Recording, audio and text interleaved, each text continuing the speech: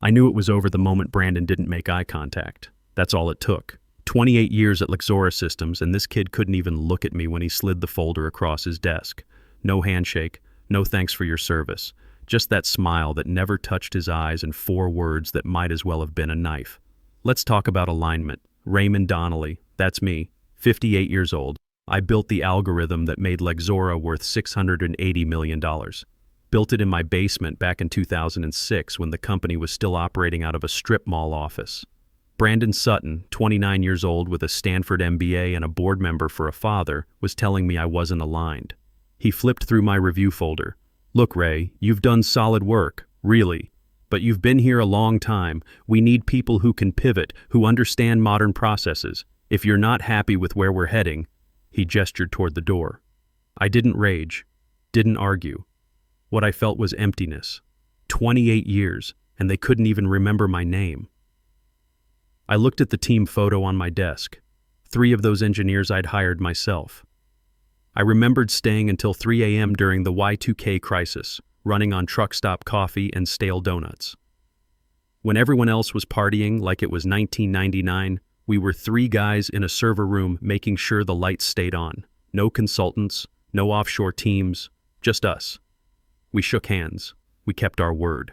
I remembered missing my son's college graduation because our infrastructure was migrating to new servers. Called him from the data center at 2 a.m. Heard his name announced over speakerphone while I was elbow deep in cables. He never said anything about it, but he didn't have to. I remembered when my wife left in 2015. She said I was married to the servers, not her. She wasn't wrong. Now this kid was handing me a folder and showing me the door. I closed my laptop. No drama, no tears. Stood up, tucked that folder under my arm, and walked out. Past my team, past the glass conference room, past HR. Nobody said a word. That silence, it said everything. But here's what nobody knew. Sometimes silence is strategy. I didn't go home. Went to Murphy's Diner down the street, got black coffee, and just sat there. Didn't cry, didn't make calls, just breathed. Lexora had been my whole life. Joined in 1997 when we were 15 people running beta tests on donated equipment. Watched us grow into a major player. The infrastructure, the architecture, the logic that powered everything they sold, all of it had my fingerprints. I didn't write manuals about it, I lived it. That code was in my bloodstream. Paid the bill in cash, walked 2 blocks to clear my head, caught a cab, real taxi, not Uber. Driver didn't talk, thank God. Home smelled like old leather and the scotch I'd been saving. Buck, my retriever, met me at the door wagging his tail like nothing had changed. I set the folder on the table, poured 2 fingers of Macallan, and opened a drawer I hadn't touched in years. Under tax returns and old warranties was a manila envelope. No label, just weight. Inside was the original patent application. My name at the top, not Lexora's. Mine. Filed in 2006 when legal was too busy keeping us solvent to track IP properly. Nick Palmer, an IP attorney who raises alpacas in Oregon now, had told me back then, Ray, file it under your name. You can assign it later once things stabilize. They never stabilized. They just got greedy. The formal transfer had always been in process. But nobody followed up because nobody thought it mattered. I was never going anywhere, right? I was the foundation. The guy who kept the lights on while executives played musical chairs. Until Brandon pulled the plug.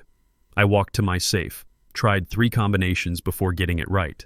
Tucked the envelope inside. Not vengeance, not yet. Preparation.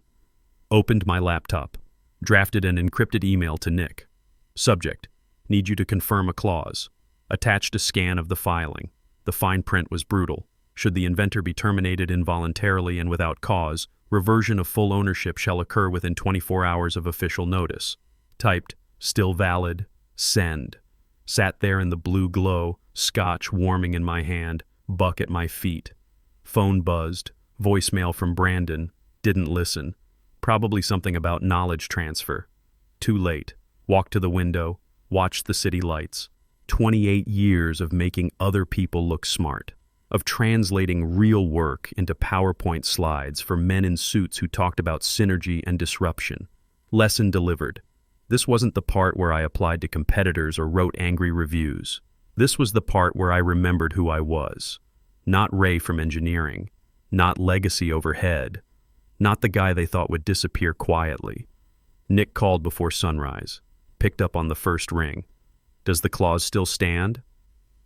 Silence, papers rustling, reading glasses clicking. I pictured him at his kitchen table with a legal pad and half-eaten banana, same as always. Finally, yes. If they fired you yesterday, it triggered the moment you walked out. Didn't speak. Jesus, Ray. You kept that clause. Hung up. Not rude, just efficient. Work to do. That 24-hour window wasn't theoretical. It was real. By 6:07 a.m., I was logged into the USPTO system.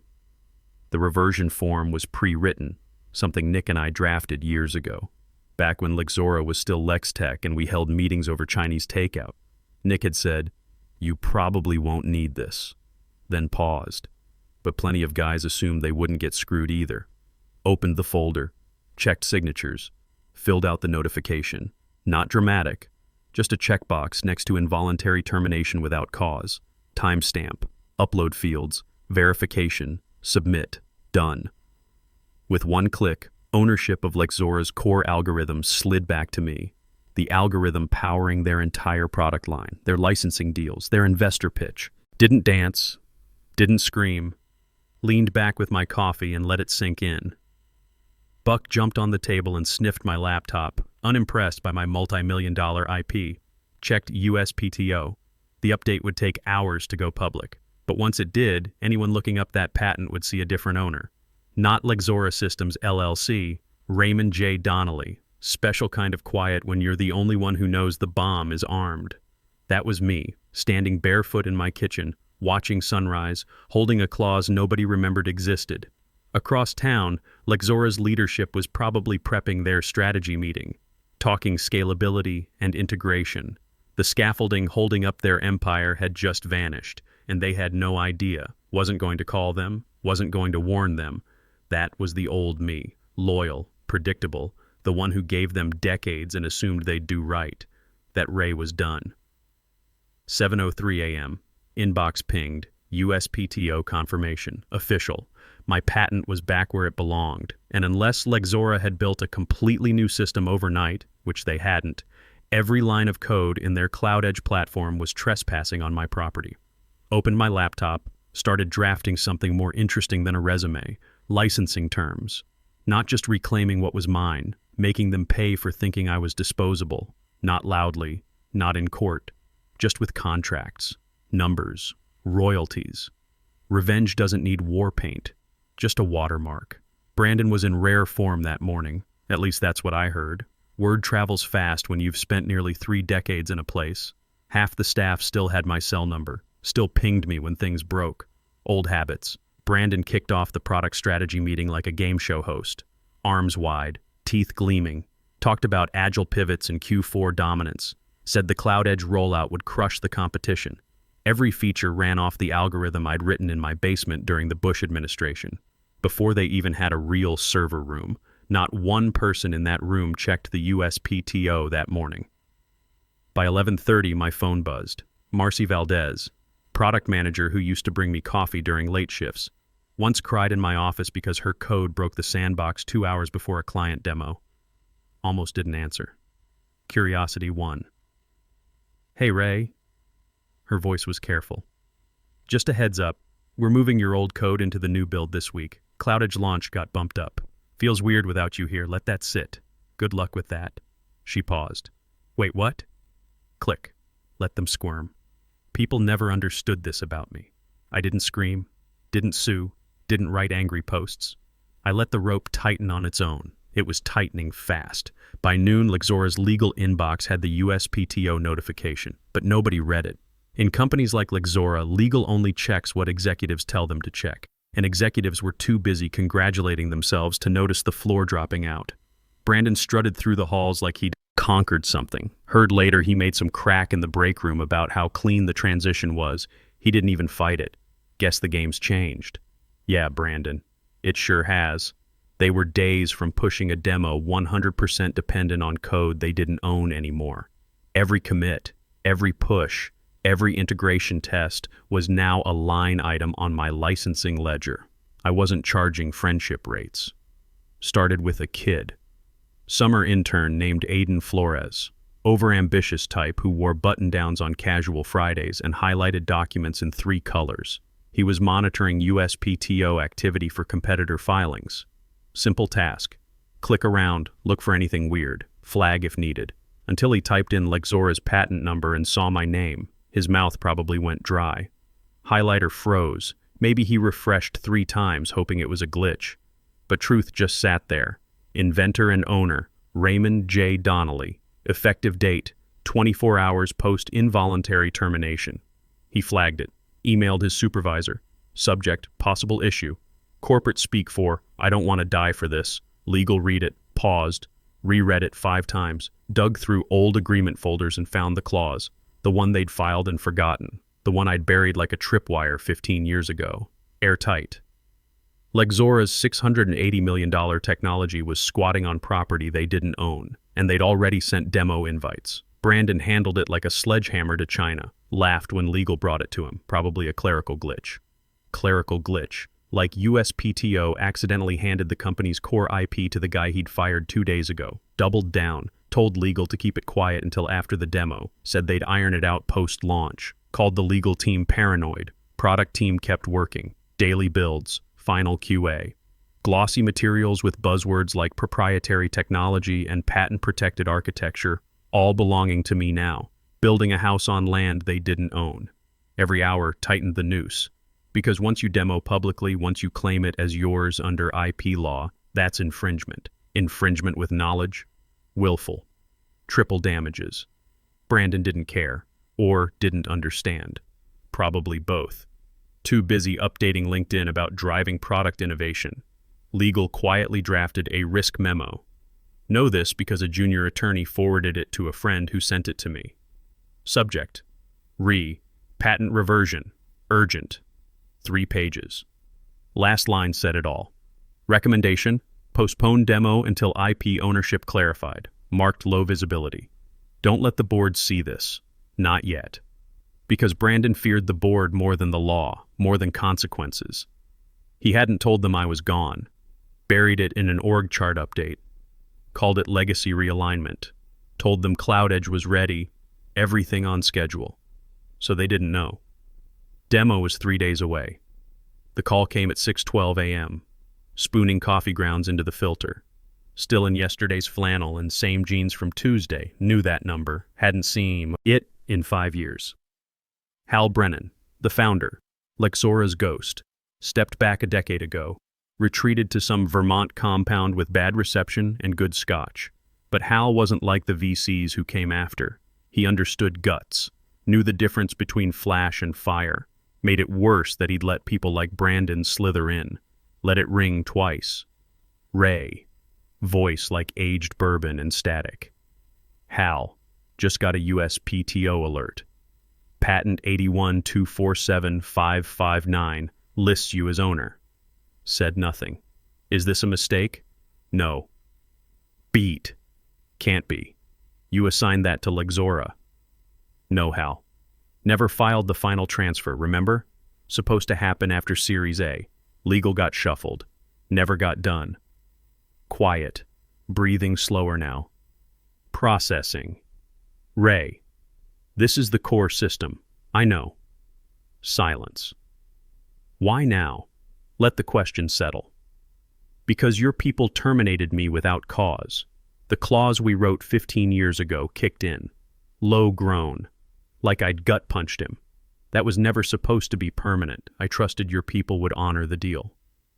More silence. They didn't. Click. Hung up. Didn't expect an apology. Didn't want one. Just wanted him to understand. 10 minutes later, he stormed Lexora HQ. Got the play-by-play from 3 people within the hour. Came through the front doors like a hurricane in leather loafers. No appointment, no entourage, just the founder. Red-faced, hair wild, waving a printed patent listing like a death certificate. Didn't go to Brandon first, went to legal. Smart. Hal wasn't a screamer, but his presence was loud enough. Intern who'd spotted the reversion said Hal stood in front of the general counsel's desk, asked one question. Did we ever formalize the IP transfer for Donnelly's algorithm? Answer came back, stammered. Incomplete. Half-assed excuses. He closed his eyes. Jesus Christ. Then he went to Brandon's office. That wasn't quiet. Hallway emptied within seconds. Brandon started his usual spin. We're on track. This is just noise. Legal's got it. Hal didn't let him finish, slammed the printout on the glass table, loud enough for admin to hear 20 feet away. He owns the oxygen you're breathing. Brandon fumbled, mumbled about realignments and miscommunications. Hal wasn't there for spin. He was there for truth.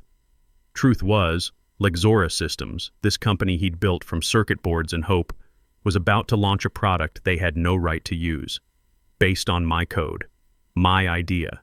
And I was no longer in the building, no longer on payroll, no longer interested in playing nice. Later that evening, I sat on my porch, scotch in hand, watching sunset bleed into the horizon. Phone stayed quiet, not because they weren't trying.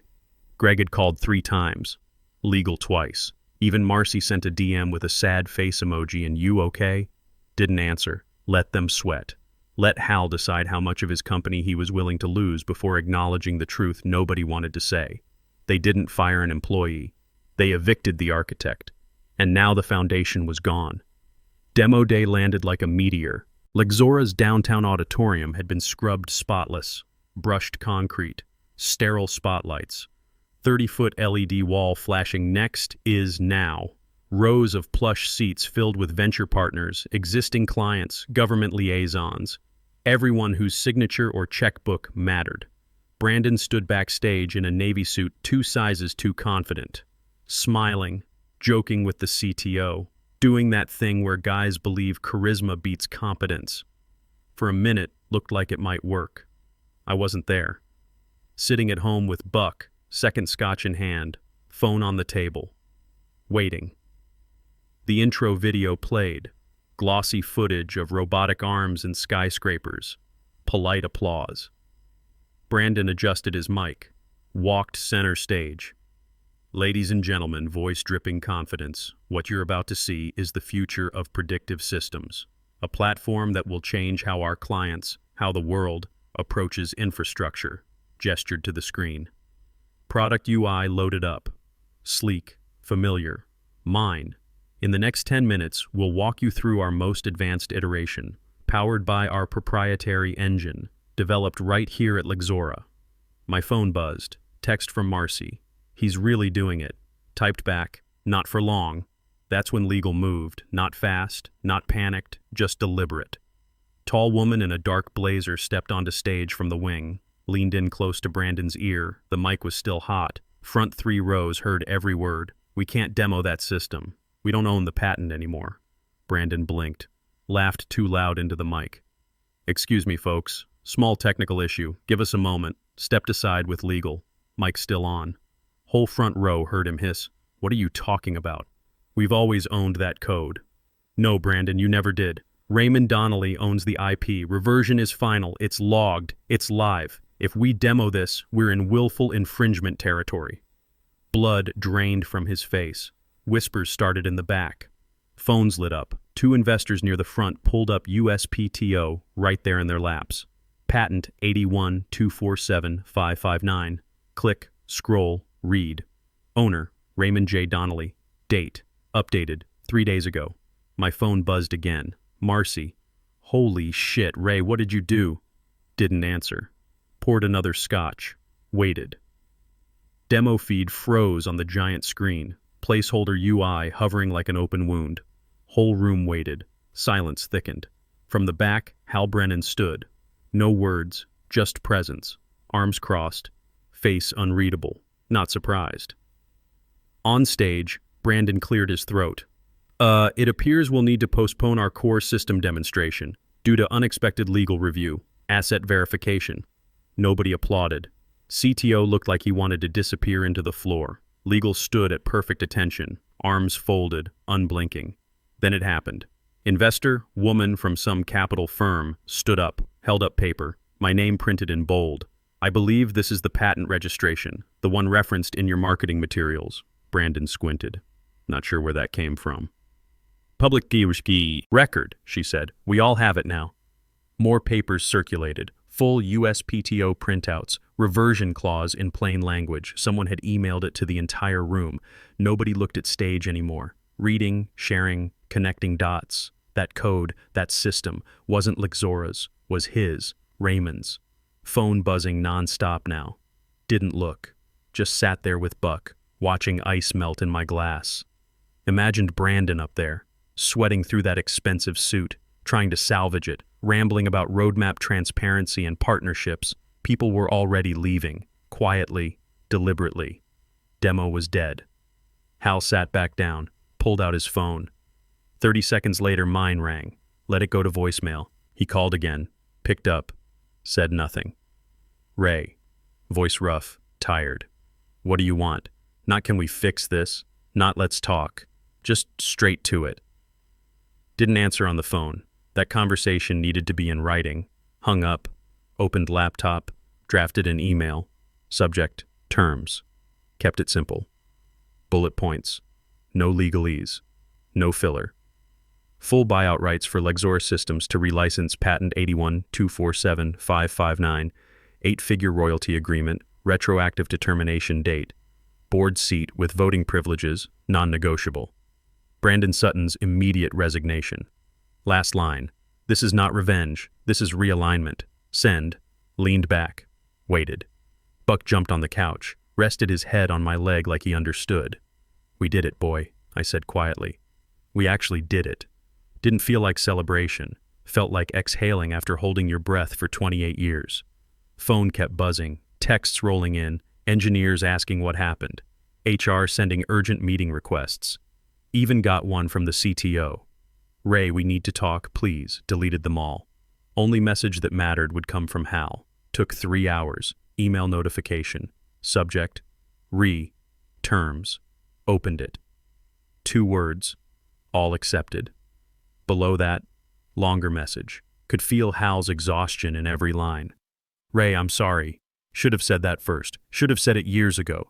You built this company as much as I did. More, maybe. And I let them treat you like you were replaceable. That's on me. Your terms are accepted. All of them. Brandon resigned an hour ago. Board vote is scheduled for next week, but it's a formality. You'll have your seat. I know this doesn't fix it. Doesn't give you back those 28 years. Doesn't bring back the things you missed. Your son's graduation. Your marriage. All the times you bled for us and we forgot to notice.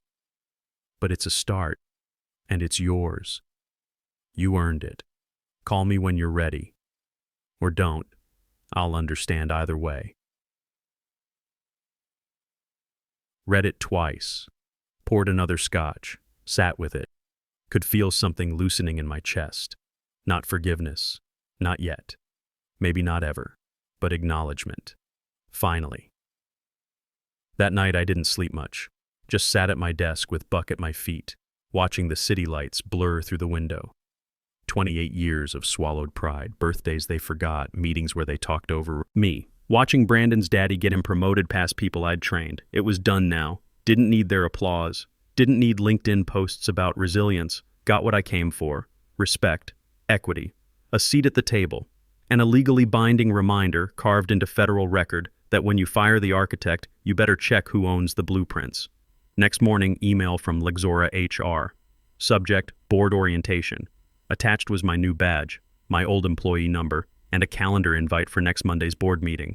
Last line of the email. Your nameplate has been returned to facilities. Would you like it installed at your new office, or would you prefer to collect it personally? Smiled at that, typed back. I'll collect it myself, thanks. Heard through the grapevine that Brandon cleaned out his desk that same day. No farewell email, no goodbye tour, just gone. Someone said he landed at a Series A startup within a week, running product development. Good luck to them. Marcy called that afternoon. Actually picked up this time. Ray, she said, sounded tired. I don't know what to say. Don't say anything. We should have stood up for you. Yeah, you should have. Silence. You coming back? Board meeting Monday. We'll see after that. For what it's worth, her voice cracked slightly. I'm glad you did it. What you did. We all are. Scared as hell, but glad. Get back to work, Marcy. Hung up before she could say more. Wasn't angry at her. Wasn't angry at any of them, really. They were just trying to survive. Same as everyone. But that didn't mean I'd forget who stayed silent when it mattered. The Architect's Revenge. Part 4. Monday morning came cold and clear. Drove myself to Lexora, didn't take a cab, didn't ask for a ride, wanted to walk through those doors on my own terms. Parked in the visitor lot. They hadn't reassigned my old spot yet. Still had my name on it. Faded white letters. R. Donnelly. Stood there for a minute looking at it. 28 years of pulling into that same space. Early mornings, late nights, weekends when everyone else was home with their families. Buck would have liked this moment. Left him home with extra treats. Walked through the front doors at 8:45 a.m., 15 minutes before the board meeting. Security guard at the desk looked up, did a double take. Mr. Donnelly. He stood up. Good to see you, sir. Morning, Carlos. He slid my new badge across the desk, heavier than the old one, different color stripe. Board member access. They're expecting you in conference room A, he said. Top floor. I know where it is. Took the elevator up, alone. Watched the numbers climb, each floor a memory. 3rd floor, where I'd hired my first team. 7th floor, where we'd celebrated our first major contract. 15th floor, where I'd worked through 2 heart attacks because the project couldn't wait. 23rd floor, executive level. Doors opened, hallway was empty. Too early for most of them. That's how I wanted it.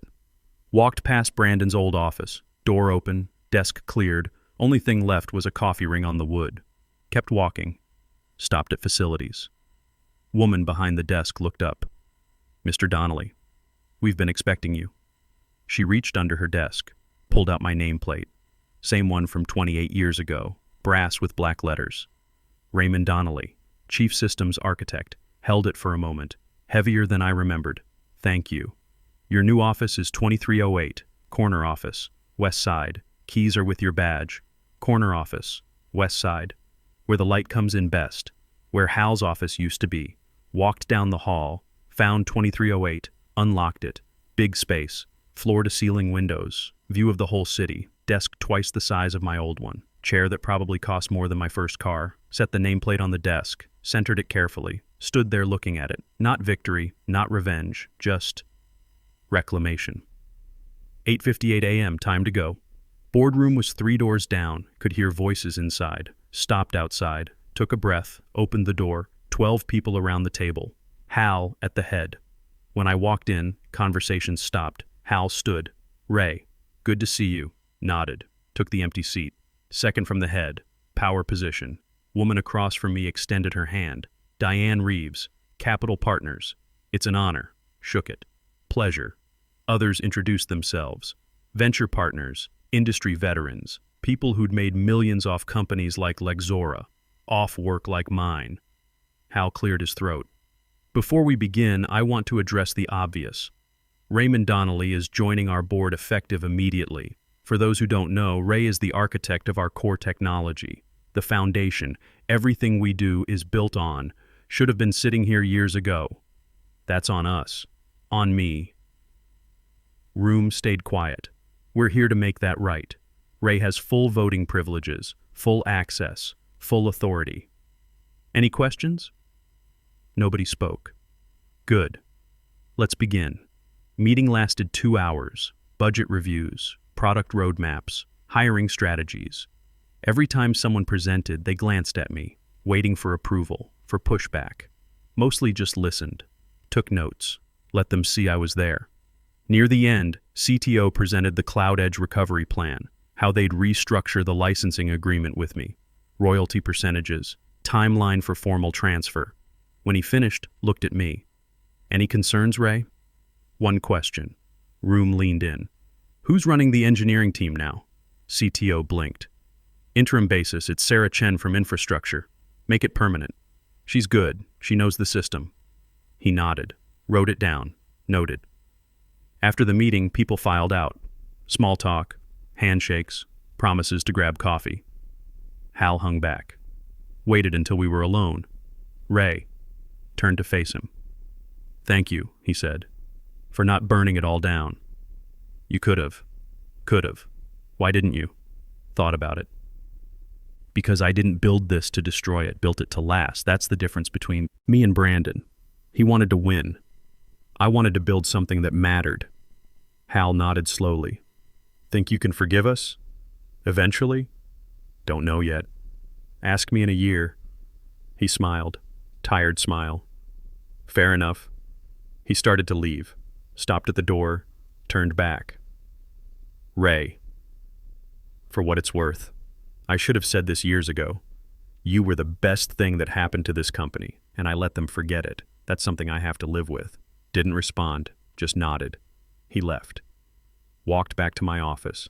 Sat in that expensive chair, looked out at the city, big desk, big windows, everything I'd worked for. Felt empty. Not victory empty, just tired. Bone tired in a way sleep wouldn't fix. Looked at my reflection in the window glass. Gray hair, lines around my eyes deeper than I remembered. When did that happen? 58 years old, 2 heart attacks before 55. A son who'd heard his graduation announced over speakerphone while I was fixing someone else's code. An ex-wife who'd finally stopped waiting for me to come home. All for this. A nameplate on a desk, a board seat. Proof I mattered. Was it worth it? Sat with that question for a long time. Didn't have an easy answer. Maybe there wasn't one.